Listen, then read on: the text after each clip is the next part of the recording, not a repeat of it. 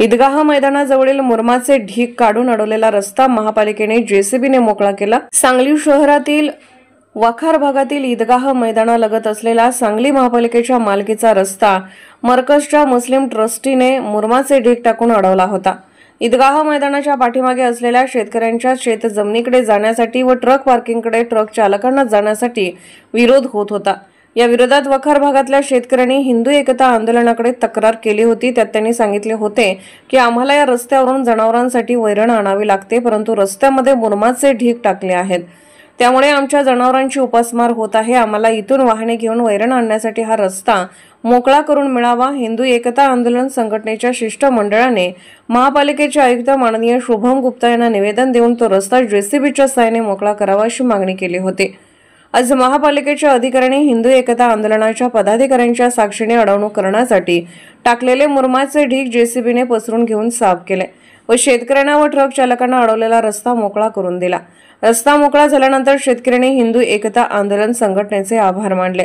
या प्रसंगी हिंदू एकता आंदोलन संघटनेचे प्रदेशाध्यक्ष नितीन शिंदे, सांगली शहर जिल्हाध्यक्ष संजय जाधव, सांगली शहर जिल्हा उपाध्यक्ष राजू जाधव, सांगली शहर अध्यक्ष प्रकाश चव्हाण, मिरज शहर अध्यक्ष सोमनाथ गोटखिंडे, मनोज साळुंके, यश पाटील, अनिरुद्ध कुंभार, अभिमन्यू अपराध, प्रसाद रिसेवडे, भागप्पा वाघमोडे, प्रकाश चौगले, योगेश सूर्यवंशी, अशोक यादव आदी उपस्थित होते।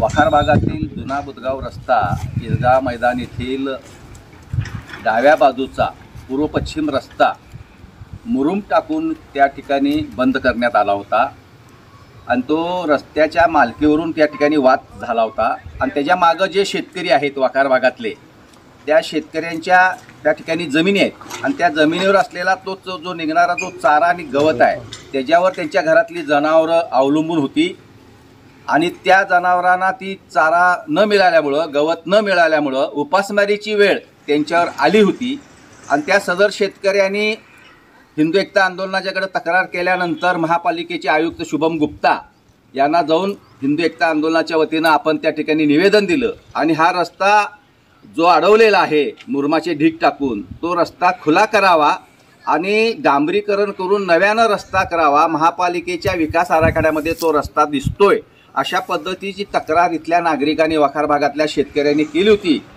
त्यानुसार मोहम्मद अली बागवान हे मुस्लिम समाजाचे नेते त्यांनी या ठिकाणी भाग घेऊन ह्या शेतकऱ्यांची बाजू समजून घेऊन त्यांनी ईदगाहला सुद्धा ह्या शेतकऱ्यांनी वेळोवेळी मदत केलेली आहे अशा पद्धतीची त्यांनी आपली मत व्यक्त केलं। त्यांच्याशी सुद्धा त्यांनी चर्चा केली आणि आम्ही आज दोघांनी मिळून उभारून हा सदरचा रस्ता खुला करून मोकळा केलेला आहे।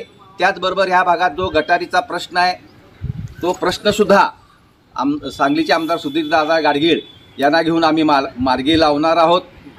त्याचबरोबर या ठिकाणी जी खोकी आहेत त्या खोक्यांचं सुद्धा चांगल्या पद्धतीनं पुनर्वसन करणार आहोत आणि त्या संदर्भामध्ये लवकरच आयुक्तांची भेट घेऊन हे आपण मार्गी लावणार आहोत।